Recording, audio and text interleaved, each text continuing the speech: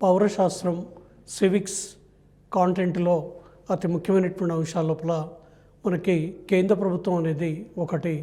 ఈ కేంద్ర ప్రభుత్వం లోపల ఉన్నటువంటి రాష్ట్రపతి, ఉపరాష్ట్రపతి వీళ్ళిద్దరి గురించి కొన్ని ముఖ్యమైనటువంటి అంశాలని మీకు తెలియజేస్తాను. ఇక భారతదేశాన్ని గురించి తీసుకున్నప్పుడు 1947 ఆగస్టు 15న భారతదేశానికి స్వాతంత్రం వచ్చిన తర్వాత 1950 జనవరి 26వ తారీఖున భారతదేశం ఒక గణతంత్ర రాజ్యంగా అవతరించింది. గణతంత్ర రాజ్యంగా భారతదేశం అవతరించిన తర్వాత బ్రిటిష్ వాళ్ళు భారతదేశాన్ని పరిపాలించే రోజుల్లోనే పార్లమెంటరీ తరహా ప్రభుత్వ విధానాన్ని భారతదేశం లోపల అంచెలంచెలుగా ప్రవేశపెట్టారు. కాబట్టి ఆ రకమైనటువంటి ప్రభుత్వ విధానాన్నే మనం భారతదేశానికి స్వాతంత్రం వచ్చిన తర్వాత మనం పార్లమెంటరీ ప్రభుత్వ విధానాన్ని భారతదేశంలో అమలు చేసాం. అయితే పార్లమెంటరీ ప్రభుత్వ విధానం లోపల మనకి ఇద్దరు అధినేతలు కనిపిస్తారు. ఒకరు రాజ్యాధినేత లేదా దేశాధిపతి అని చెప్తున్నాం. రాజ్యాధినేత రాష్ట్రపతి నామమాత్రమైనటువంటి కారణాధికారిగా అధికారాలు చలాయించడం జరుగుతుంది. బ్రిటన్ రాణి భారతదేశంలో రాష్ట్రపతి, వీళ్ళిద్దరినీ కూడా మనం నామమాత్రమైనటువంటి అధికారంగా చెప్తాం. రాజ్యాంగబద్ధమైనటువంటి అధికారాలు భారతదేశంలో మొత్తం రాష్ట్రపతి పేరు మీదనే ఉంటాయి. రాష్ట్రపతి పేరు మీదనే పరిపాలన సాగుతుంది. రాజ్యాధినేత రాష్ట్రపతి. కానీ వాస్తవానికి ఈ పరిపాలన మొత్తాన్ని కూడా నిర్వహించేది ఎవరు అంటే ప్రభుత్వాధినేత. ప్రభుత్వాధినేత ఎవరు అంటే ప్రధానమంత్రి, ఆ తర్వాత ఉన్నటువంటి ఆయన యొక్క మంత్రిమండలి. అంటే వాస్తవ అధికారి ప్రధానమంత్రి అయితే నామమాత్రమైనటువంటి అధికారి రాష్ట్రపతి. వీళ్ళిద్దరూ కలిసి మనకి కేంద్ర ప్రభుత్వంలో అతి ముఖ్యమైనటువంటి పాత్రల్ని, పదవుల్ని కలిగి ఉండి కేంద్ర ప్రభుత్వం లోపల ప్రధానమైనటువంటి పాత్ర వహించడం జరుగుతుంది. అయితే రాజ్యాంగం లోపల ఉన్నటువంటి 5వ భాగం మనకి కేంద్ర ప్రభుత్వాన్ని గురించి తెలియచేస్తూ ఉంది. 5వ భాగం లోపల మనకి కార్యనిర్వాహక శాఖ, శాసన నిర్మాణ శాఖ, న్యాయశాఖ అనేటువంటి 3 శాఖలు ఉన్నాయి. ఈ 3 శాఖలు మనకి ప్రభుత్వం లోపల ఉన్నటువంటి 3 ప్రధానమైనటువంటి అంగాలుగా పేర్కోవచ్చు. ఇక కేంద్ర కార్యనిర్వాహక శాఖ అంటే ఎవరు ఈ కార్యనిర్వాహక శాఖ లోపల ఉంటారు అనే విషయం తీసుకున్నప్పుడు భారత రాజ్యాంగంలోని 52 నుండి 78 వరకు గల అధికరణాలు లేదా నిబంధనలు కేంద్ర కార్యనిర్వాహక శాఖల గురించి తెలుపుతున్నాయి. దీనిలో రాష్ట్రపతి, ఉపరాష్ట్రపతి, ప్రధానమంత్రి, మంత్రిమండలి, అటార్నీ జనరల్ వీళ్ళు అతి ముఖ్యమైనటువంటి కార్యనిర్వహణాధికారాన్ని కలిగి ఉంటారు. అయితే వీళ్ళందరిలో కూడా అతి ముఖ్యమైనటువంటి వ్యక్తి ఎవరు అంటే రాష్ట్రపతి.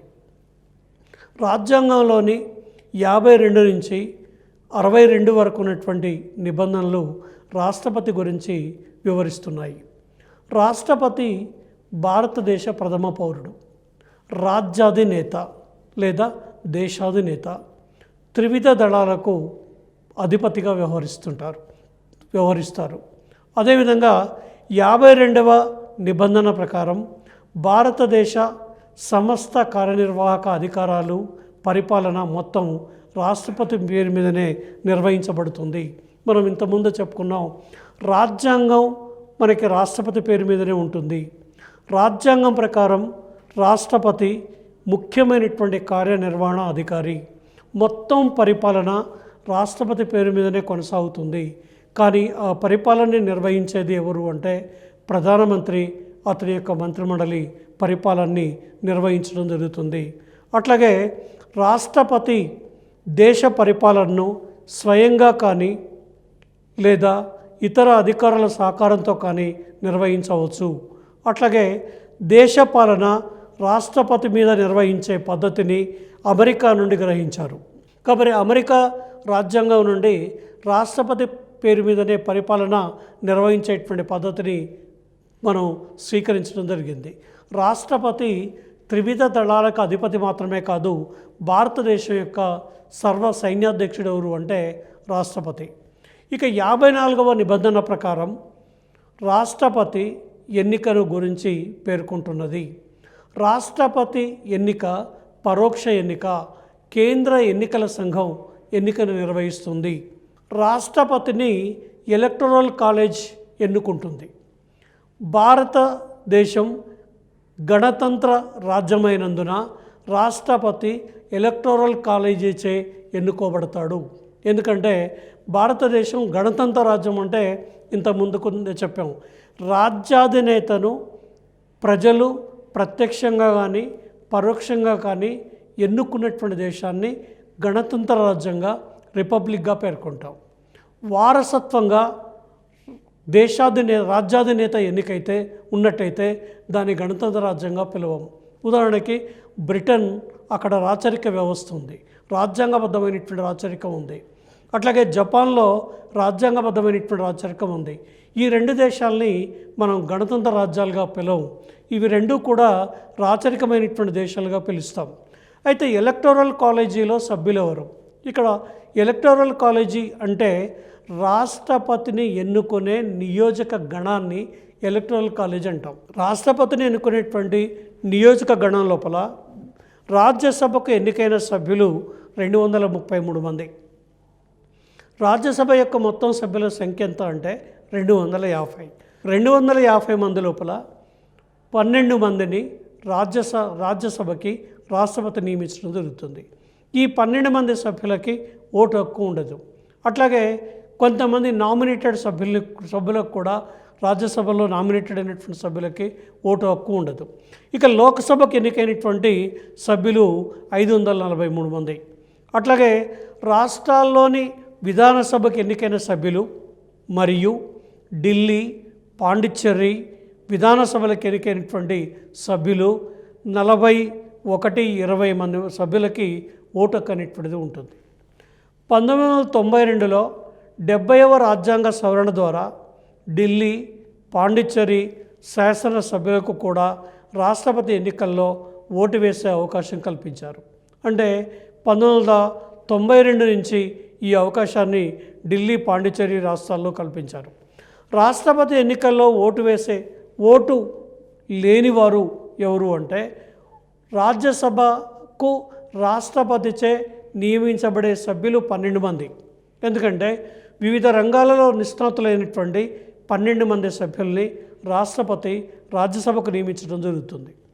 లోక్సభకు రాష్ట్రపతి చేత నియమించబడే సభ్యులు 2. వీళ్ళని మనం ఆంగ్లో ఇండియన్ సభ్యులుగా మనం పేర్కొనడం జరుగుతుంది.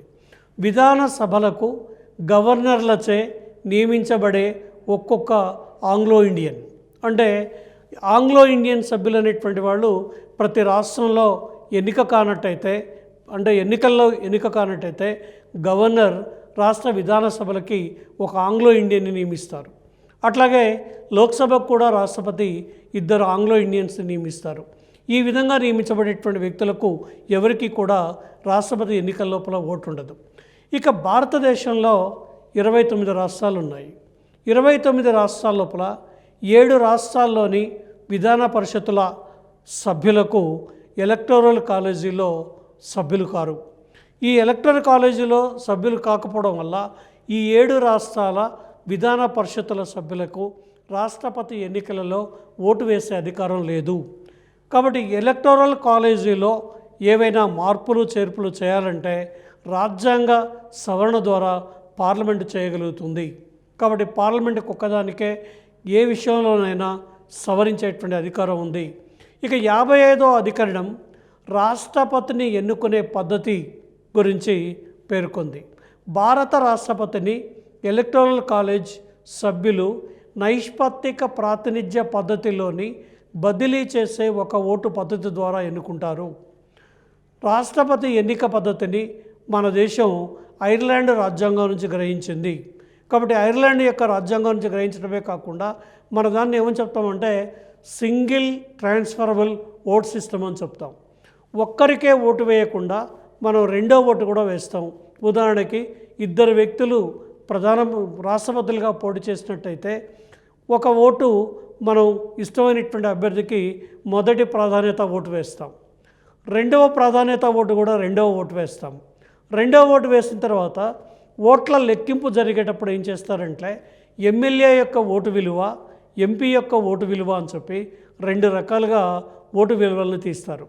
ఎమ్మెల్యే ఓటు విలువ, ఎంపీ ఓటు విలువ తీసి ఏ అభ్యర్థికైతే 51% ఓటు వస్తుందో ఆ 51% ఓటు వచ్చినటువంటి వ్యక్తిని ఎన్నికైనట్టుగా ప్రకటిస్తారు.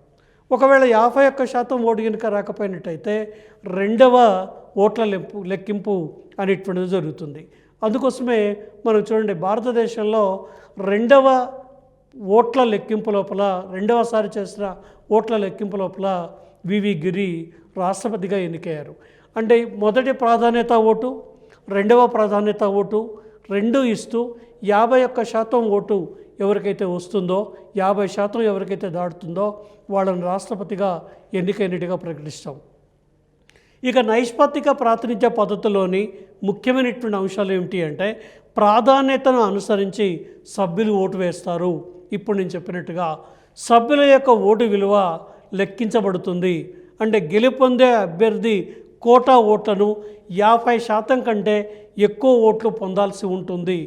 భారత రాష్ట్రపతి రాజీనామా చేసినట్లయితే తన రాజీనామాని ఉపరాష్ట్రపతికి ఇవ్వాలి. ఎందుకంటే రాష్ట్రపతి రాజీనామా చేస్తే ఎప్పుడైనా సరే ఉపరాష్ట్రపతికి ఇవ్వాలి. ఉపరాష్ట్రపతి సీట్ అంటే ఖాళీగా ఉన్నట్టయితే, ఆ పదవి ఖాళీగా ఉన్నట్టయితే సుప్రీంకోర్టు చీఫ్ జస్టిస్కి ఇవ్వాలి. సుప్రీంకోర్టు చీఫ్ జస్టిస్ పదవి కూడా ఖాళీగా ఉన్నట్టయితే ఒక సీనియర్ న్యాయమూర్తికి తన యొక్క రాజీనామా పత్రాన్ని సమర్పించాల్సినటువంటి పరిస్థితి ఉంటుంది. దీన్నే మీరు చూడండి, రాష్ట్రపతి రాజీనామా చేసినప్పుడు ఒకవేళ ఉపరాష్ట్రపతి పదవి ఖాళీగా ఉన్నప్పుడు ఆ రాజీనామాను సుప్రీంకోర్టు ప్రధాన న్యాయమూర్తికి అందించాలి. రాష్ట్రపతి రాజీనామా చేసినప్పుడు ఉపరాష్ట్రపతి పదవి ఖాళీగా ఉన్నప్పుడు ఉపరాష్ట్రపతిని ఉద్దేశిస్తూ రాజీనామా పత్రాన్ని రూపొందించాలి. అంటే మనం రాజీనామా పత్రాన్ని రాసేటప్పుడు అడ్రస్ చేస్తాం, to the vice president of India అని చెప్పి అడ్రస్ చేయాలి. అంతే తప్ప to the chief justice of India అని చెప్పి అడ్రస్ చేయకూడదు అని చెప్పి మనకి రాజ్యాంగం పేర్కొంటుంది. ఇక 57వ నిబంధన, రాష్ట్రపతి తిరిగి ఎన్నిక కావచ్చును. భారత రాజ్యాంగం ప్రకారం రాష్ట్రపతి పదవికి ఎన్నిసార్లైనా ఎన్నిక కావచ్చు. ఎందుకంటే అలాంటి నియమం ఏది కూడా భారతదేశం లోపల ఏర్పాటు చేయలేదు. అయితే భారత రాష్ట్రపతిగా పనిచేసినటువంటి బాబు రాజేంద్ర ప్రసాద్ 2 సార్ల కంటే ఎక్కువగా రాష్ట్రపతిగా పనిచేయొద్దు అనేటువంటి సాంప్రదాయాన్ని ఆయన నెలకొల్పారు. అదే సాంప్రదాయం ఇప్పటి వరకు కూడా కొనసాగుతుంది. అట్లాగే అమెరికా రాజ్యాంగం లోపల కూడా చూడండి, అమెరికా మొదటి అధ్యక్షుడుగా పనిచేసినటువంటి వ్యక్తి 2 సార్ల కంటే మించి అధ్యక్షుడిగా పనిచేయొద్దు అని చెప్పి జార్జ్ వాషింగ్టన్ ఆయన 2వసారి గెలిచిన తర్వాత 3వసారి కూడా పోటీ చేయమని కోరితే వద్దు 2 సార్ల కంటే ఎక్కువగా రాష్ట్రపతిగా ఉండొద్దు అనేటువంటి సాంప్రదాయాన్ని అమెరికాలో జార్జ్ వాషింగ్టన్ ప్రారంభం చేస్తే, భారతదేశం లోపల మనకి బాబు రాజేంద్ర ప్రసాద్ 2 సార్ల కంటే మించి రాష్ట్రపతిగా పనిచేయద్దు అనేటువంటి ఒక సాంప్రదాయాన్ని భారతదేశంలో ఆయన నెలకొల్పాడు.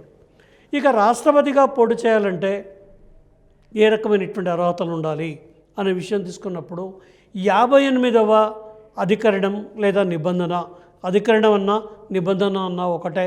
నిబంధన ప్రకారం ఉపరాష్ట్రపతి, గవర్నర్లు, కేంద్ర రాష్ట్ర మంత్రులు, ఎంపీలు, ఎమ్మెల్యేలు, ఆదాయాన్నిచ్చే ప్రభుత్వ ఉద్యోగాలు చేసేవారు పరిగణించలేదు. అంటే వీళ్ళెవరూ కూడా ఎన్నికల లోపల వీళ్ళని పరిగణలోకి తీసుకోరు, ఆదాయాన్ని ఇచ్చేటువంటి వాళ్ళు. భారత రాష్ట్రపతి ఎన్నిక, భారత రాష్ట్రపతి ఉపరాష్ట్రపతి ఎన్నిక చట్టం 1952 అనుసరించి జరుగుతుంది. ఇతర అర్హతలను నిర్ణయించే అధికారం పార్లమెంటుకే ఉంది. అంటే పార్లమెంటు ఏ అర్హతలను అయితే నిర్ణయిస్తుందో ఆ అర్హతలు ఉన్నటువంటి వాళ్ళు పోటీ చేయాలి. రాష్ట్రపతిగా పోటీ చేసే అభ్యర్థి కనీసం 50 మంది ఎలక్టోరల్ కాలేజీ సభ్యులు ప్రతిపాదించి మరొక 50 మంది బలపరచాలి. అంటే రాష్ట్రపతి నామినేషన్ పత్రాన్ని బలపరిచేటువంటి వాళ్ళు 50 మంది ఉండాలి, ప్రతిపాదించేటువంటి వాళ్ళు 50 మంది ఉండాలి. వీళ్ళంతా ఎవరు అంటే ఎమ్మెల్యేలు కానీ ఎంపీలు కానీ, ఎన్నికైనటువంటి ఎమ్మెల్యేలు, ఎన్నికైనటువంటి ఎంపీలు మాత్రమే వీళ్ళు ఉండాలి. రాష్ట్రపతిగా పోటీ చేసే అభ్యర్థి 15,000 రూపాయల డిపాజిట్ని రిజర్వ్ బ్యాంక్ ఆఫ్ ఇండియా లోపల డిపాజిట్ చేయాలి.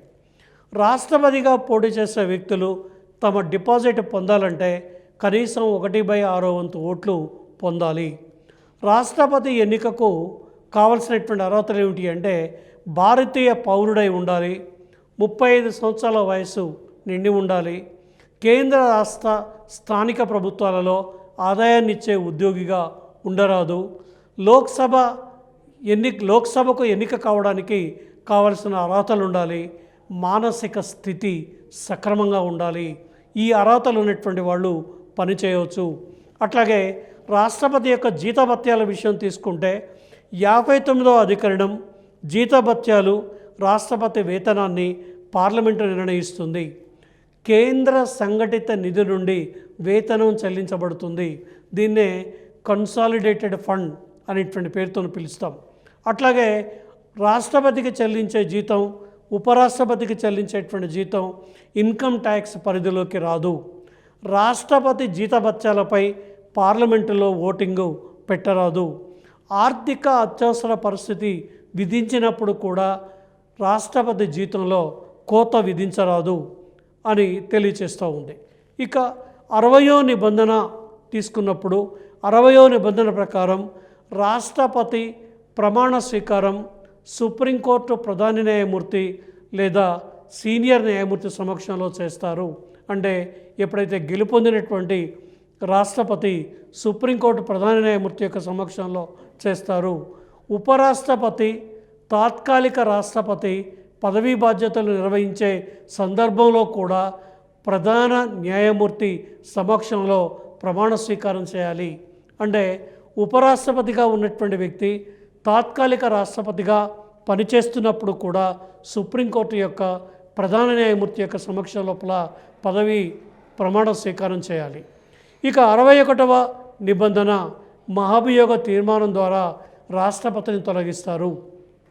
అంటే రాష్ట్రపతి పైన ఏవైనా అవినీతి ఆరోపణలు కానీ సివిల్ క్రిమినల్ నేరాలు కానీ ఏమైనా వచ్చినప్పుడు ఆయన్ని తొలగించడానికి ఉపయోగించేటువంటి పద్ధతిని మహాభియోగ తీర్మానం అని చెప్తారు. అమెరికా నుండి ఈ తీర్మానాన్ని అంటే ఈ విధానాన్ని గ్రహించడం జరిగింది. ఈ విధానంతో ఉభయ సభలలో దేనిలోనైనా ప్రవేశపెట్టవచ్చు మహాభియోగ తీర్మానాన్ని.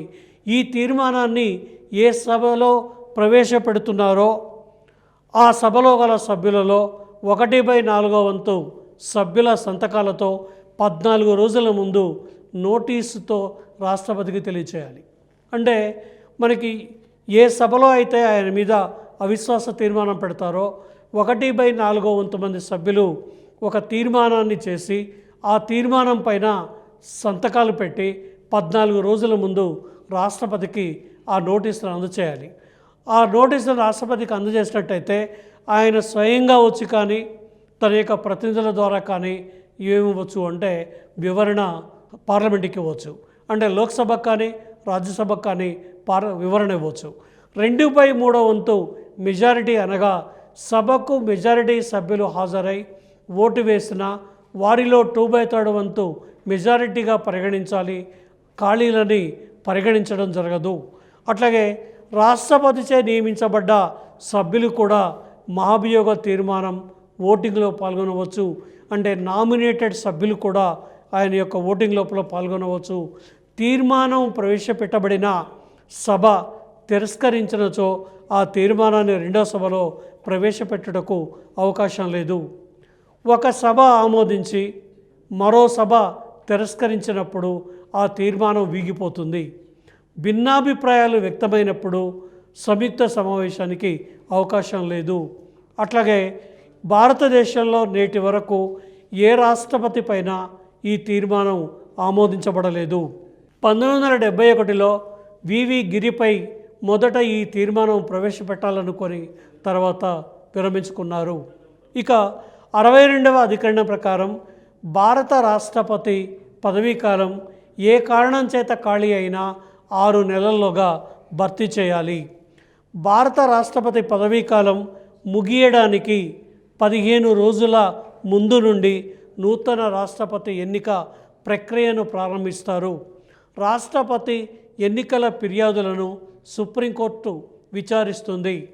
ఎలక్టోరల్ కాలేజ్ సభ్యులు 20 మంది సంతకాలతో కూడిన ఫిర్యాదును ఎన్నిక జరిగిన తేదీ నుండి 30 రోజులలోపు సుప్రీంకోర్టుకు నివేదించాలి. అంటే రాష్ట్రపతి ఎన్నికల లోపల ఏవైనా వివాదాలకు అవకాశం ఉన్నట్టయితే దాని మీద సుప్రీంకోర్టును ఆశ్రయించాలనుకున్నప్పుడు ఎన్నిక జరిగిన 30 రోజుల్లోపు కనీసం 20 మంది ఎలక్టరల్ కాలేజీ సభ్యులు అంటే ఎమ్మెల్యేలు, ఎంపీలు వీళ్ళంతా కలిసి సుప్రీంకోర్టును ఆశ్రయిస్తే అప్పుడు సుప్రీంకోర్టు ఈ ఎన్నికల వివాదానికి సంబంధించినటువంటి పిటిషన్ని స్వీకరించి పిటిషన్ని విచారణ చేస్తుంది. రాష్ట్రపతి తన పదవి విధి నిర్వహణలో నిర్వహించిన విధులకు గాను ఏ న్యాయస్థానానికి జవాబుదారీ కాడు. అతనిపై క్రిమినల్ కేసులు పెట్టరాదు, అరెస్టు చేయరాదు. సివిల్ దావా వేయాలన్నా 2 నెలల ముందుగా తెలియచేయాలి.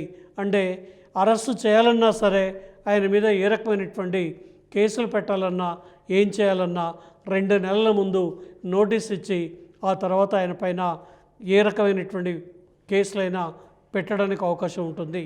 ఇక ఎన్నికల వివాదాలు తీసుకుందాం. రాష్ట్రపతికి చెందినటువంటి ఎన్నికల వివాదాల లోపల 71వ అధికరణం రాష్ట్రపతి, ఉపరాష్ట్రపతి ఎన్నికల వివాదాలని సుప్రీంకోర్టు పరిష్కరిస్తుంది. అంటే 71వ అధికరణం ప్రకారం doctor V S Khare versus union of India వాద్యంలో 1957, 1974లో 2 ముఖ్యమైనటువంటి తీర్పులను ఇచ్చింది. రాష్ట్రపతి ఎన్నికల వివాదంపై సుప్రీంకోర్టులో పిటిషన్ వేయాలంటే పోటీ చేసి ఓడిపోయిన అభ్యర్థి కానీ లేక ఎలక్టరల్ కాలేజీ సభ్యులు కానీ ఉండాలి.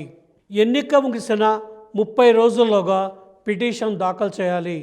రాష్ట్రపతి ఎన్నిక వివాదంపై సుప్రీంకోర్టులో దాఖలు చేసే పిటిషన్ కనీసం 20 మంది ఎలక్టరల్ కాలేజీ సభ్యులు సంతకాలు చేయాలి.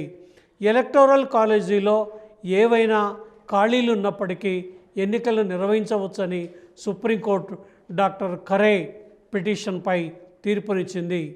తన ఎన్నికపై తలెత్తిన వివాదంపై సుప్రీంకోర్టుకు స్వయంగా హాజరై తన వాదనలు వినిపించుకున్న రాష్ట్రపతి వివి గిరి రాష్ట్రపతి ఎన్నికకు రిటర్నింగ్ అధికారిగా ఒకసారి లోక్సభ సెక్రటరీ జనరల్, మరొకసారి రాజ్యసభ సెక్రటరీ జనరల్ వ్యవహరిస్తారు. అంటే రాష్ట్రపతి యొక్క ఎన్నిక జరిగేటప్పుడు ఒకసారి లోక్సభ నిర్వహిస్తుంది ఎన్నికను, మరొకసారి రాజ్యసభ ఎన్నిక నిర్వహిస్తుంది. ఇక రాష్ట్రపతి యొక్క అధికారాలు, విధులు ఏమిటి అనేటువంటి విషయాన్ని తీసుకున్నప్పుడు రాష్ట్రపతి యొక్క అధికారాలు 2 రకాలు. ఒకటి సాధారణ అధికారాలు, 2 అత్యవసర అధికారాలు. మనకి సాధారణమైనటువంటి అధికారాలను తీసుకున్నట్లయితే 53వ అధికరణం ప్రకారం దేశ పరిపాలన మొత్తం రాష్ట్రపతి పేరు మీదుగా నిర్వహించబడును. కాబట్టి రాష్ట్రపతి ముఖ్య కార్యనిర్వహణ అధికారి. 74(1) అధికరణం ప్రకారం రాష్ట్రపతికి పాలనలో సలహా ఇవ్వడానికి ప్రధానమంత్రిని, ఆయన సలహాపై మంత్రిమండలిని నియమిస్తారు. ఇక సుప్రీంకోర్టు ప్రధాన న్యాయమూర్తిని, ఇతర న్యాయమూర్తుల్ని రాష్ట్రపతి నియమిస్తారు. మనకి సాధారణ ఎన్నికలు జరిగిన తర్వాత సాధారణ ఎన్నికల లోపల లోక్సభలోని మెజారిటీ పార్టీ నాయకుడిని సాధారణంగా రాష్ట్రపతి ప్రధానమంత్రిగా నియమిస్తారు. లేదా తనకు విశ్వాసం ఉన్నటువంటి వ్యక్తి లోక్సభ యొక్క విశ్వాసాన్ని, లోక్సభ యొక్క మెజారిటీని పొందగలడు అనుకునేటువంటి వ్యక్తిని రాష్ట్రపతి ప్రధానమంత్రిగా నియమిస్తారు. ప్రధానమంత్రిగా నియమించబడినటువంటి వ్యక్తి సలహా పైన మంత్రులు నియమిస్తారు. ప్రధానమంత్రి, మంత్రిమండలి ఇద్దరూ మంత్రులు నియమించబడిన తర్వాత ప్రధానమంత్రి, మంత్రిమండలి యొక్క సలహా పైన రాష్ట్రపతి ముఖ్య కార్యనిర్వహణ అధికారిగా అనేక రకాలైనటువంటి నియామకాలు, అపాయింట్మెంట్స్ చేస్తారు. ఈ అపాయింట్మెంట్స్ అన్నీ కూడా ఎవరి సిఫారసులు అంటే ప్రధానమంత్రి, మంత్రిమండలి యొక్క సిఫారసుల పైనే వీళ్ళందరి యొక్క అపాయింట్మెంట్స్ జరుగుతాయి. ఉదాహరణకి సుప్రీంకోర్టు ప్రధాన న్యాయమూర్తి, ఇతర న్యాయమూర్తుల్ని రాష్ట్రపతి నియమిస్తారు. సుప్రీంకోర్టు ప్రధాన న్యాయమూర్తి, ఇతర న్యాయమూర్తుల యొక్క నియామకంలో కేంద్ర ప్రభుత్వం ఏం చేస్తుంది అంటే సీనియారిటీ అనేటువంటి దాన్ని పాటిస్తుంది. ఆ సీనియారిటీని ఆధారంగా చేసుకొని వీళ్ళని నియమించడం జరుగుతుంది. ఇక రెండోది ఏమిటి అంటే త్రివిధ దళాల అధిపతుల్ని నియమిస్తారు. త్రివిధ దళాలు అంటే మనకి భారత సైన్యం లోపల ఉన్నటువంటి 3 దళాలు యొక్క అధిపతుల్ని, 29 రాష్ట్రాల గవర్నర్లని, కేంద్రపాలిత ప్రాంతాలకు చెందినటువంటి లెఫ్టినెంట్ గవర్నర్లని ప్రధానమంత్రి యొక్క సలహాపై రాష్ట్రపతి నియమిస్తారు. ప్రధాన ఎన్నికల కమిషనర్ను సభ్యుల్ని నియమిస్తారు. ఎందుకంటే మనది త్రిసభ్య ఎన్నికల సంఘం. అట్లాగే సిఏజీ అంటే కంట్రోలర్ అండ్ ఆడిటర్ జనరల్ని నియమిస్తారు. ఎస్సీ ఎస్టీ మహిళా కమిషన్ చైర్మన్లను సభ్యులు నియమిస్తారు. నూతన హక్కుల అంటే మానవ హక్కుల చైర్మన్ సభ్యులను నియమిస్తారు.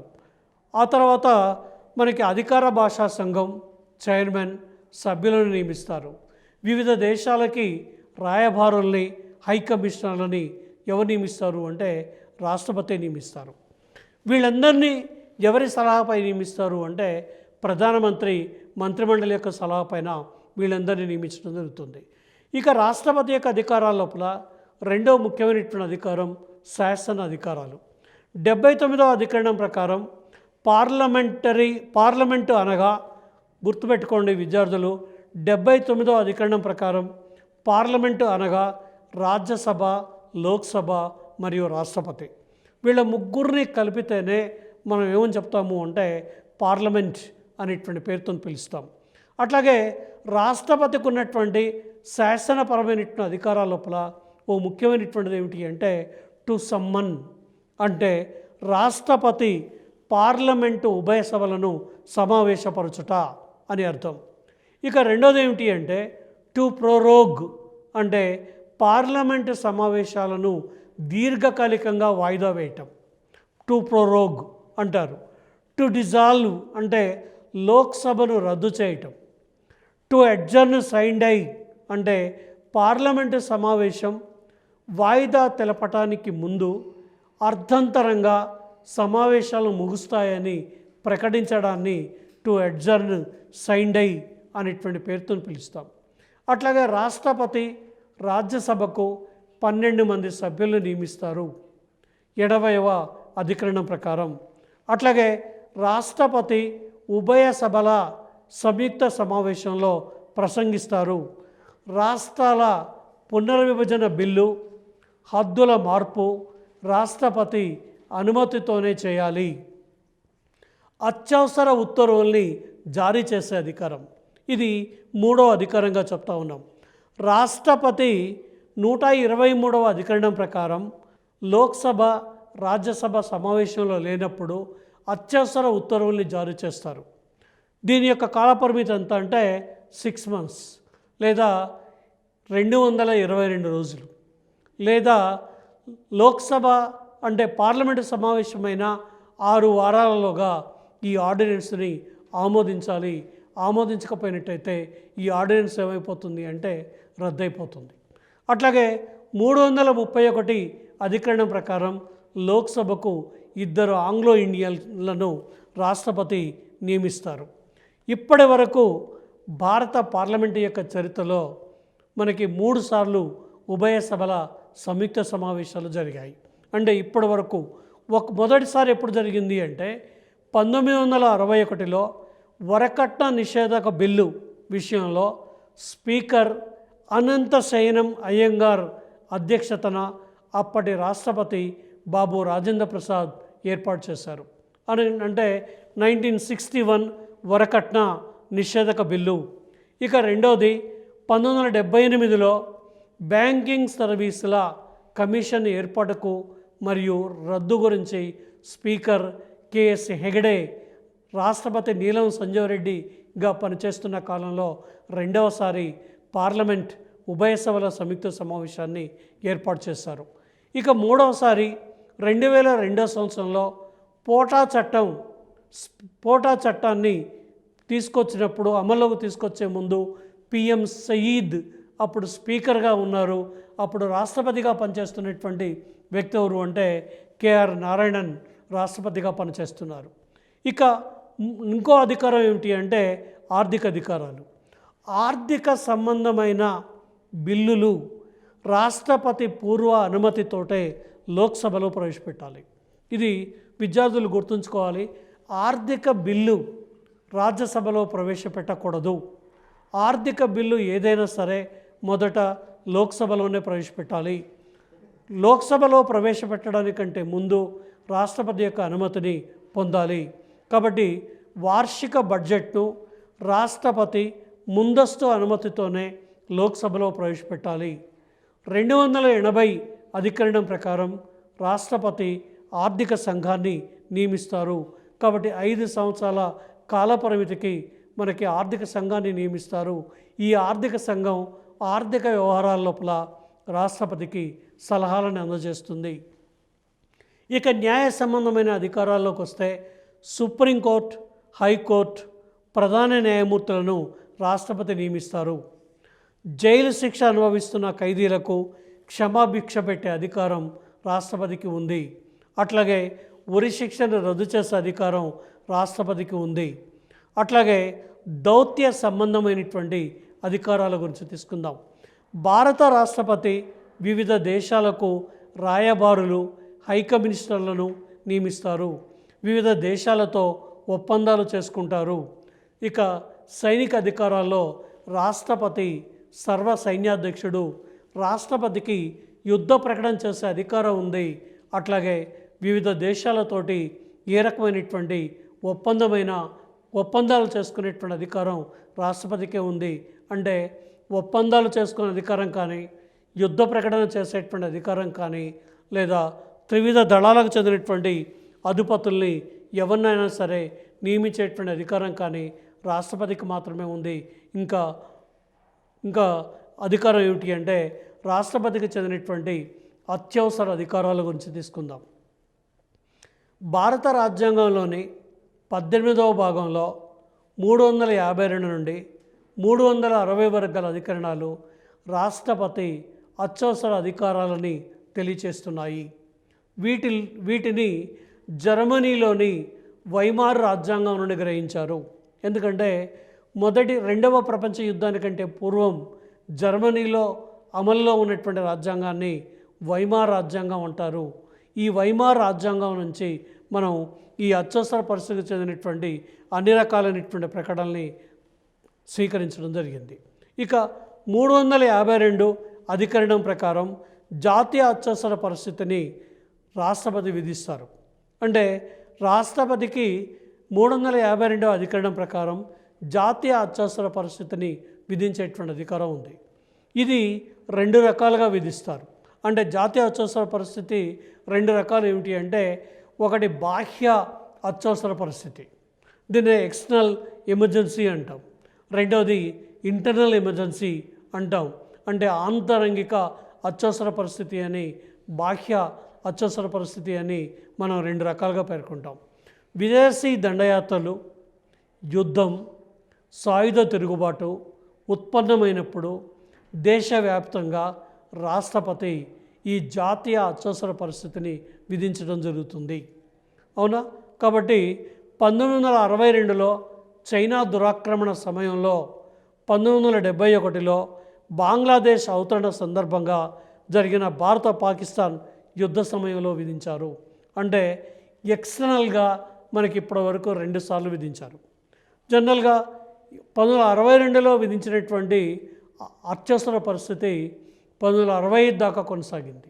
ఎందుకంటే 1965లో భారత పాకిస్తాన్ మధ్య యుద్ధం జరిగింది. భారత పాకిస్తాన్ యుద్ధం జరిగినప్పుడు కూడా 1962లో ప్రకటించినటువంటి బాహ్య అత్యవసర పరిస్థితి అమల్లో ఉంది. 68లో ఇది ముగిసింది. మళ్ళీ తిరిగి 1971లో బంగ్లాదేశ్ అవతరణ సందర్భంగా భారత పాకిస్తాన్ 2 దేశాల మధ్య మనకి యుద్ధం తలెత్తింది. భారత పాకిస్తాన్ల మధ్య ఈ 2వసారి వచ్చినటువంటి యుద్ధం సందర్భం లోపల 2వసారి అప్పటి ప్రధానమంత్రి ఎవరు అంటే ఇందిరాగాంధీ అప్పటి ప్రధానమంత్రిగా ఉన్నప్పుడు రెండవసారి ఆమె ఈ జాతీయ అత్యవసర పరిస్థితిని 1971 లోపల విధించడం జరిగింది.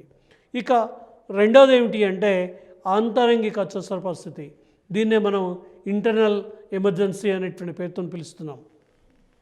1975లో అప్పటి ప్రధానమంత్రి ఇందిరాగాంధీ ఎన్నిక చెల్లదని అలహాబాద్ హైకోర్టు తీర్పు ఇవ్వడంతో దేశంలో చెలరేగిన అల్లకల్లోల పరిస్థితులను నియంత్రించేందుకు అప్పటి రాష్ట్రపతి ఫక్రుద్దీన్ అలీ అహ్మద్ జాతీయ అత్యవసర పరిస్థితిని 1975 లోపల విధించడం జరిగింది. అయితే ఎమర్జెన్సీ తర్వాత అంటే అత్యవసర పరిస్థితి విధించిన తర్వాత మనకి 1978 లోపల మళ్ళీ సాధారణ ఎన్నికలు జరిగాయి. సాధారణ ఎన్నికల లోపల మళ్ళీ జనతా పార్టీ అధికారంలోకి వచ్చింది. జనతా పార్టీ నుంచి ప్రధానమంత్రిగా ఎన్నికైనటువంటి వ్యక్తి మొరార్జీ దేశాయ్ ఒక రాజ్యాంగ సవరణని 1978లో తీసుకొచ్చి ఆ 78వ రాజ్యాంగ సవరణ 1978 సంవత్సరంలో 44వ రాజ్యాంగ సవరణ చట్టాన్ని తీసుకొని వచ్చారు. ఆ 44వ రాజ్యాంగ సవరణ చట్టం ద్వారా మొరార్జీ దేశాయ్ ప్రధానమంత్రిగా ఉన్నప్పుడు క్యాబినెట్ లిఖితపూర్వక సలహా లేనిది జాతీయ అత్యవసర పరిస్థితి విధించరాదు అని చెప్పి 44వ రాజ్యాంగ సవరణ లోపల పొందుపరచడం జరిగింది. ఇక ఇంకో అంశం ఏమిటి అంటే ఆంతరంగిక కల్లోలం అనే పదం తొలగించి దాని స్థానం లోపల సాయుధ తిరుగుబాటు అనేటువంటి పదాన్ని చేర్చారు. కాబట్టి ఈ సాయుధ తిరుగుబాటు అనేది చెలరేగినప్పుడు మాత్రమే భారతదేశంలో అత్యవసర పరిస్థితి విధించాలి అనేటువంటి అంశాన్ని చేర్చడం జరిగింది. ఇక ఇంకో ముఖ్యమైనటువంటి అంశం ఏమిటి అంటే 356 రాజ్యాంగ అత్యవసర పరిస్థితి. దీన్ని మనం ఇంకో రకంగా కూడా చెప్తారు. ఏమిటి అంటే ఒక రాష్ట్రంలో కేంద్ర పాలన విధించడం అని కానీ ఒక రాష్ట్రంలో రాష్ట్రపతి పాలన విధించడం అని కానీ 356 అధికరణం అంటే రాష్ట్రపతి పాలన అని బండ గుర్తుగా మనం గుర్తుంచుకుంటాం. ఒక రాష్ట్రంలో రాజ్యాంగ యంత్రాంగం విఫలమైనప్పుడు ఈ పరిస్థితిని విధిస్తారు. దీనిని రాష్ట్రపతి పాలన లేదా కేంద్ర పాలన అంటారు. అంటే ఒక రాష్ట్రంలో రాజ్యాంగబద్ధమైనటువంటి పాలన విఫలమైందని, శాంతి భద్రతలు అదుపులో లేవని గవర్నర్ రాష్ట్రపతిని కోరినప్పుడు ఒక నివేదిక పంపి రాష్ట్రంలో సంక్షోభ పరిస్థితులు నెలకొన్నాయని రాష్ట్రపతిని కోరినప్పుడు అప్పుడు రాష్ట్రపతి ఏం చేస్తారు అంటే ఈ 356వ అధికరణం ప్రకారం రాష్ట్రపతి పాలనని విధించడం జరుగుతుంది. ఇది 6 నెలలు అమల్లో ఉంటుంది. 6 నెలల తర్వాత మళ్ళీ పార్లమెంటు ఆమోదిస్తేనే ఇది మళ్ళీ ఎక్స్టెంట్ అవుతుంది. అంటే మరొక 6 నెలలు పొడిగించడం జరుగుతుంది. లేకుంటే ఆటోమేటిక్గా 6 నెలల్లోగా అది రద్దయిపోతుంది. ఇక ఒక రాష్ట్రంలో రాజ్యాంగబద్ధంగా ప్రభుత్వం నడపడం లేదని గవర్నర్ రాష్ట్రపతికి నివేదిక పంపితే దీని ఆధారంగా రాష్ట్రపతి ఈ అత్యవసర పరిస్థితిని విధించడం జరుగుతుంది. ఇప్పటి వరకు భారతదేశంలో 100 సార్లకు పైగా వివిధ రాష్ట్రాల్లో రాష్ట్రపతి పాలన విధించారు. ఇక చివరిగా ఉన్నటువంటి అంశం ఏమిటి అంటే 360 అధికరణం. 360 అధికరణం ప్రకారం ఆర్థిక అత్యవసర పరిస్థితి విధించటం. దేశ ఆర్థిక భద్రతకు భంగం వాటిల్లినప్పుడు రాష్ట్రపతి కేంద్ర మంత్రిమండలి సలహాపై ఆర్థిక అత్యవసర పరిస్థితిని విధిస్తారు. ఇప్పటి వరకు భారతదేశం లోపల ఆర్థిక అత్యవసర పరిస్థితిని విధించటం జరగలేదు. కాబట్టి కేంద్ర మంత్రిమండలి సలహాపై ఆర్థిక అత్యవసర పరిస్థితిని విధిస్తారు. భారత రాష్ట్రపతి తరువాత అతి ముఖ్యమైనటువంటి పదవి ఉపరాష్ట్రపతి పదవి. ఉపరాష్ట్రపతి అనేటువంటి పదవిని మనం సాధారణంగా అమెరికా రాజ్యాంగం నుండి భారతదేశంలో గ్రహించడం జరిగింది. ఉపరాష్ట్రపతి పదవి రీత్యా రాజ్యసభ యొక్క ఎక్స్ అఫీషియో చైర్మన్గా వ్యవహరించడం జరుగుతుంది. కాబట్టి ఉపరాష్ట్రపతి పదవి రాష్ట్రపతి పదవితో పాటు ఉపరాష్ట్రపతి పదవిని ఏర్పాటు చేసి రాజ్యసభ యొక్క ఎక్స్-అఫీషియో చైర్మన్గా వ్యవహరించడం జరుగుతుంది. రాష్ట్రపతి పదవి ఏ కారణం చేతనైనా ఖాళీ ఏర్పడినప్పుడు ఉపరాష్ట్రపతి రాష్ట్రపతిగా వ్యవహరించే సాంప్రదాయాన్ని నెలకొల్పుతూ భారతదేశం లోపల ఈ ఉపరాష్ట్రపతి అనేటువంటి పదవిని ఏర్పాటు చేయడం జరిగింది. తర్వాత ఈ ఉపరాష్ట్రపతి గురించి భారత రాజ్యాంగంలోని 5వ భాగంలో 63 నుండి 71 వరకు గల నిబంధనలు తెలుపుతున్నాయి. ఉపరాష్ట్రపతి వ్యవస్థని రాజ్యాంగం మనకి అమెరికా రాజ్యాంగం నుండి గ్రహించడం జరిగింది. కాబట్టి ఉపరాష్ట్రపతి వ్యవస్థను మనకి అమెరికా రాజ్యాంగం నుండి గ్రహించడమే కాకుండా ఉపరాష్ట్ర పదవి ఏర్పాటు చేయాలనే ఆలోచన రాజ్యాంగ పరిషత్తులో మొట్టమొదటిసారిగా ప్రతిపాదించినటువంటి వ్యక్తి ఎవరు అంటే హెచ్వి కామత్. హెచ్వి కామత్ యొక్క అభిప్రాయంలో నుంచే మనకి ఈ ఉపరాష్ట్రపతి అనేటువంటి పదవిని భారతదేశం లోపల ఏర్పాటు చేయడం జరిగింది. 66వ అధికరణం ఉపరాష్ట్రపతిని ఎలక్టోరల్ కాలేజ్ నైష్పతిక ప్రాతినిధ్య పద్ధతిన ఎన్నుకుంటుందని పేర్కొంటుంది. మనకు చూడండి, 66వ అధికరణం ప్రకారం ఉపరాష్ట్రపతిని ఎన్నుకునేది ఎవరు అంటే మనకి కేవలం పార్లమెంటు సభ్యులు మాత్రమే ఎన్నుకుంటారు. లోక్సభ, రాజ్యసభ 2 సభల యొక్క సభ్యులు మాత్రమే ఉపరాష్ట్రపతిని ఎన్నుకుంటారు. రాష్ట్ర విధాన సభల సభ్యులకి ఉపరాష్ట్రపతి యొక్క ఎన్నికతోటి సంబంధం లేదు. ఇక రాజ్యసభ, లోక్సభలకు చెందిన సభ్యులు ఎలక్టోరల్ కాలేజీలో ఉంటారు. రాష్ట్రపతి ఉపరాష్ట్రపతి ఎన్నిక చట్టం 1922ను అనుసరించి ఉపరాష్ట్రపతి యొక్క ఎన్నిక జరుగుతుంది. ఉపరాష్ట్రపతి ఎన్నిక విషయంలో సవరణలు చేసే అధికారం పార్లమెంటుకు ఉంటుంది. కేంద్ర ఎన్నికల సంఘం ఈ ఎన్నికల్ని నిర్వహిస్తుంది.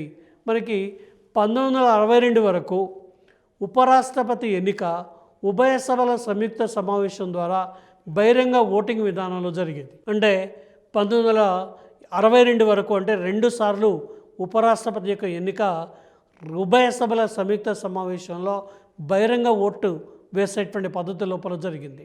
అయితే 62 తర్వాత దీన్ని రహస్యంగా ఓటింగ్ విధానం ద్వారా జరుగుతున్నది. రహస్య ఓటింగ్ విధానంలో ప్రస్తుతం ఉపరాష్ట్రపతి యొక్క ఎన్నిక పార్లమెంటు సభ్యులు ఎన్నుకోవడం జరుగుతుంది.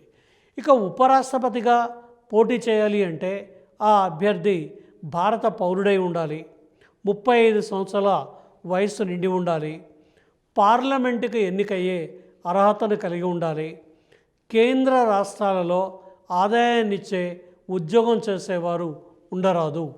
అట్లాగే 1997లో ఎన్నికల చట్టంలో సవరణలను అనుసరించి ఈ క్రింది అర్హతల్ని కలిగి ఉండాలి. ఏమిటి అంటే 15,000 రూపాయల డిపాజిట్ చెల్లించాలి, 20 మంది నియోజకులు అంటే ఎలక్టోరల్ కాలేజీ సభ్యులు ప్రతిపాదించగా మరొక 20 మంది బలపరచాలి. గుర్తుపెట్టుకోండి, రాష్ట్రపతికి 50 మంది నియోజకులు ప్రతిపాదించి 50 మంది నియోజకులు బలపరచాలి. కానీ ఉపరాష్ట్రపతికి 20 మంది ప్రతిపాదించాలి, 20 మంది బలపరచాలి. ఇక పోలైన ఓట్లలో 1/6 వంతు ఓట్లను పొందిన వారికి మాత్రమే డిపాజిట్ సొమ్ము చెల్లించబడుతుంది. అంటే 1/6 వస్తేనే డిపాజిట్ వస్తుంది, లేకపోతే డిపాజిట్ రాదు. రాష్ట్రపతి, ఉపరాష్ట్రపతి ఎన్నికలకు సంబంధించిన వివాదాలను 71వ అధికరణంను అనుసరించి సుప్రీంకోర్టు విచారణ చేస్తుంది. 1957లో 74లో సుప్రీంకోర్టు ఎలక్టోరల్ కాలేజీలో ఏమైనా స్థానాలు ఖాళీగా ఉన్నప్పటికీ రాష్ట్రపతి, ఉపరాష్ట్రపతి ఎన్నికలు నిర్వహించవచ్చని తీర్పునిచ్చింది.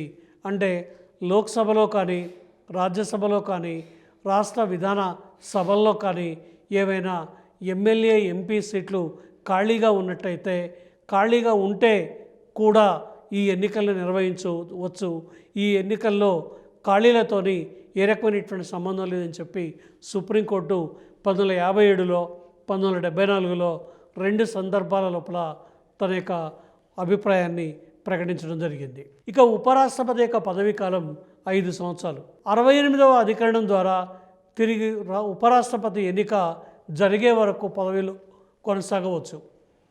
అంటే 5 సంవత్సరాల కాలపరిమితికి ఉపరాష్ట్రపతి ఎన్నికవుతారు. 5 సంవత్సరాల కాలపరిమితికి ఎన్నికైనటువంటి ఉపరాష్ట్రపతి ఏవైనా కొన్ని కారణాల వల్ల ఉపరాష్ట్రపతి ఎన్నిక ఆలస్యం జరిగితే ఆ ఆలస్యం జరిగినన్ని రోజులు ఉపరాష్ట్రపతి ఆ పదవి లోపల కొనసాగే అవకాశం ఉంది. ఉపరాష్ట్రపతి పదవి ఏ కారణం చేత ఖాళీ అయినప్పటికీ ఎంతకాలంలోగా ఎన్నిక జరపాలనేది రాజ్యాంగంలో పేర్కొనలేదు. అంటే ఎప్పుడు ఎన్నిక నిర్వహించాలనేటువంటి విషయాన్ని ప్రకటించలేదు. 69వ అధికరణం ఉపరాష్ట్రపతి రాష్ట్రపతి సమక్షంలో ప్రమాణ స్వీకారం చేస్తారు.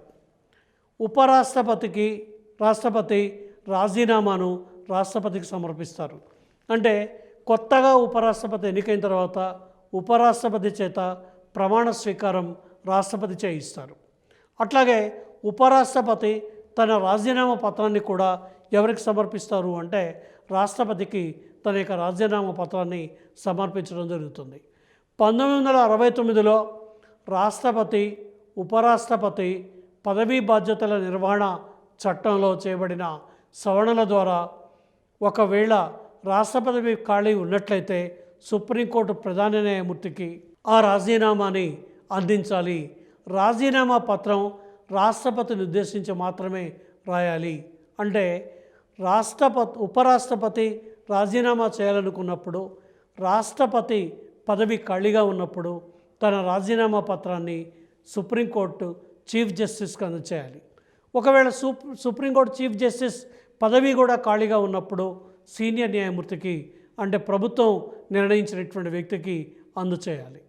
అయితే ఉత్తరం రాసేటప్పుడు మాత్రం రాజీనామా పత్రం రాసేటప్పుడు మాత్రం ఎవరిని అడ్రస్ చేస్తూ రాయాలి అంటే to the president of India అని చెప్పి to the president Indian government అని చెప్పి మనకి భారత రాష్ట్రపతి భారతదేశం అని చెప్పి అడ్రస్ చేస్తూ ఉత్తరం రాయాలి తప్ప వేరే రకంగా రాయవద్దు.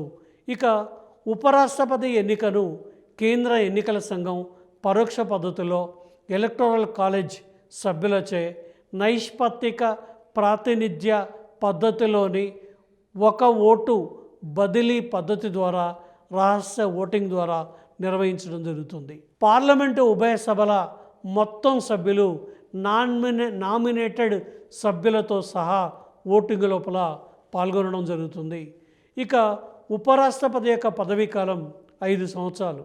రాజ్యాంగం ప్రకారం ఉపరాష్ట్రపతి పదవికి ఎన్నిసార్లైనా చేపట్టవచ్చు. అంటే మళ్ళీ తిరిగి ఎన్నిసార్లైనా పోటీ చేసేటువంటి అధికారం ఉంది. ఇప్పటి వరకు 2 సార్లు మాత్రమే ఆ పదవిని చేపట్టాలనే సాంప్రదాయాన్ని మన తొలి ఉపరాష్ట్రపతి సర్వేపల్లి రాధాకృష్ణన్ ప్రవేశపెట్టారు. కాబట్టి ప్రమాణ స్వీకారం రాష్ట్రపతి యొక్క సమక్షం లోపల ప్రమాణ స్వీకారం చేస్తారు. రాజీనామా ఉపరాష్ట్రపతి తన రాజీనామాను రాష్ట్రపతికి సమర్పించాలి. కాబట్టి 67B నిబంధన ప్రకారం ఉపరాష్ట్రపతిని తొలగించవచ్చు. ఉపరాష్ట్రపతిని తొలగించే తీర్మానాన్ని ముందుగా రాజ్యసభలోనే ప్రవేశపెట్టాలి. ఉపరాష్ట్రపతి తొలగింపు తీర్మానాన్ని 14 రోజుల ముందస్తు పిటిషన్తో 1/4 సభ్యుల సంతకాలతో ఉపరాష్ట్రపతికి తెలియచేయాలి. కాబట్టి పార్లమెంట్ సాధారణ మెజారిటీ ద్వారా ఉపరాష్ట్రపతిని తొలగించవచ్చును. ఇప్పటి వరకు ఏ ఉపరాష్ట్రపతి కూడా పదవి నుండి తొలగించబడలేదు. ఇక ఉపరాష్ట్రపతి జీతభత్యాల గురించి రాజ్యాంగంలో ప్రస్తావించలేదు. 97వ అధికరణం ఉపరాష్ట్రపతి రాజ్యసభ చైర్మన్గా మాత్రమే వేతనాన్ని పొందుతారని పేర్కొంటున్నది. ఇక వీరి జీతభత్యాలని పార్లమెంటు నిర్ణయిస్తుంది. జీతభత్యాలు ఐటీ పరిధిలోకి ఇన్కమ్ ట్యాక్స్ పరిధిలోకి రావు. వీటిపై పార్లమెంటులో ఓటింగ్కు అవకాశం లేదు. ప్రస్తుతం ఉపరాష్ట్రపతి యొక్క వేతనం 1,25,000 రూపాయల వేతనాన్ని ఆయన తీసుకోవడం జరుగుతుంది. ఇంకా ఉపరాష్ట్రపతిని తొలగించడానికి 61B అనేటువంటి ఆర్టికల్ ద్వారా అసమర్థత దుష్ప్రవర్తన కారణాలపై ఉపరాష్ట్రపతిని తొలగించవచ్చును.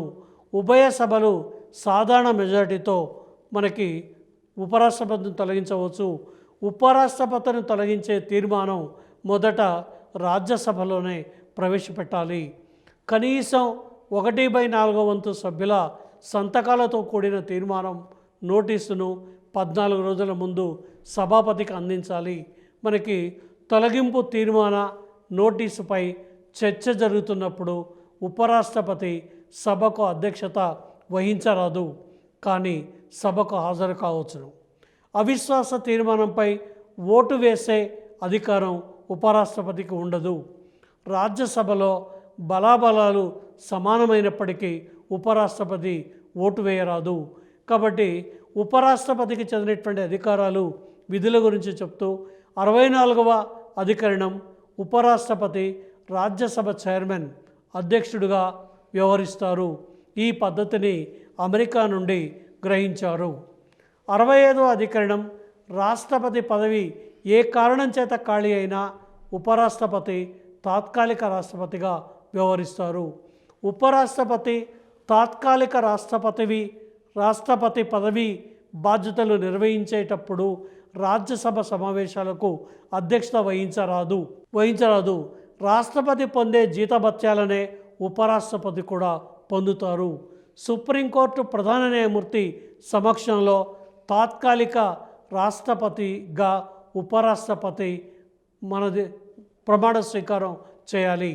ఇక ఉపరాష్ట్రపతి మన దేశంలోని కేంద్రీయ విద్యాలయాలకు తాను ఛాన్సలర్గా వ్యవహరిస్తూ వైస్ ఛాన్సలర్లను నియమిస్తాడు. అంటే ఇవి కేంద్రీయ విశ్వవిద్యాలయాలు, సెంట్రల్ యూనివర్సిటీస్. ఇక భారతరత్న, పద్మ అవార్డులు వంటి అత్యున్నత అవార్డుల కమిటీ చైర్మన్గా వ్యవహరిస్తారు.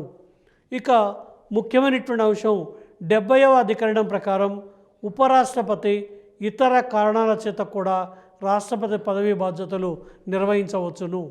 మనకి ఉదాహరణకి 1962లో బాబు రాజేంద్ర ప్రసాద్ తీవ్రమైన అనారోగ్యంతో జర్మనీ దేశంలో ఆసుపత్రిలో ఉండగా సర్వేపల్లి రాధాకృష్ణన్ రాష్ట్రపతిగా వ్యవహరించారు. కాబట్టి ఇప్పటి వరకు భారతదేశంలో ఉపరాష్ట్రపతులుగా పనిచేసినటువంటి వాళ్ళని తీసుకుంటే డాక్టర్ సర్వేపల్లి రాధాకృష్ణన్ 1952 నుంచి 62 వరకు, జాకీర్ హుస్సేన్ 62 నుండి 67 వరకు, వివి గిరి 67 నుండి 69 వరకు, జిఎస్ పాతక్ 69 నుంచి 74 వరకు, బిడి జట్టి 74 నుండి 79 వరకు, మహమ్మద్ హిదాయతుల్లా 1979 నుండి 84 వరకు, ఆర్ వెంకటరామన్ 1984 నుండి 87 వరకు, శంకర్ దయాల్ శర్మ 1987 నుండి 1992 వరకు, కేఆర్ నారాయణన్ 92 నుండి 97 వరకు, కె కృష్ణకాంత్ 1997 నుండి 2002 వరకు, బైరాన్ సింగ్ షెకావత్ 2002 నుండి 2007 వరకు, హమీద్ అన్సారీ 2012 నుండి 2007 నుండి 12 వరకు, 2012 నుండి 2017 వరకు, ఎం వెంకయ్యనాయుడు 2017 నుండి ప్రస్తుతం ఆ పదవి లోపల కొనసాగుతున్నారు. 2 సార్లు ఉపరాష్ట్రపతిగా పనిచేసిన వారు డాక్టర్ సర్వేపల్లి రాధాకృష్ణన్. అతి తక్కువ కాలం ఉపరాష్ట్రపతిగా పనిచేసిన వారు వివి గిరి. కాబట్టి తొలి దళిత ఉపరాష్ట్రపతి కేఆర్ నారాయణన్. పదవిలో ఉండగా మరణించిన వ్యక్తి కె కృష్ణకాంత్. పదవిలో ఉండి రాష్ట్రపతిగా పోటీ చేసి ఓడిపోయిన వ్యక్తి బైరాన్ సింగ్ షెకావత్. ఆ తర్వాత హమీద్ అన్సారీ డాక్టర్ నజ్మా హెప్తుల్లాపై గెలుపొందారు. ఇవి మనకి భారత ఉపరాష్ట్రపతి పదవిని వేల్స్ యువరాజుతో పోల్చింది డాక్టర్ బిఆర్ అంబేద్కర్. ఈ విధంగా భారత కేంద్ర ప్రభుత్వం లోపల అతి ముఖ్యమైనటువంటి 2 పదవుల్లో ఒక వ్యక్తి ఎవరు అంటే రాష్ట్రపతి. రాష్ట్రపతి తర్వాత ఉన్నటువంటి అతి ముఖ్యమైనటువంటి పదవి ఎవరు అంటే ఉపరాష్ట్రపతి. రాష్ట్రపతి, ఉపరాష్ట్రపతి తర్వాత ఇంకొక అతి ప్రధానమైనటువంటి పదవిగా మనం ప్రధానమంత్రి, మంత్రిమండలి, వాస్తవ కార్యనిర్వహణ అధికారిగా భారత పార్లమెంటరీ ప్రభుత్వ వ్యవస్థ లోపల పనిచేస్తున్నారు.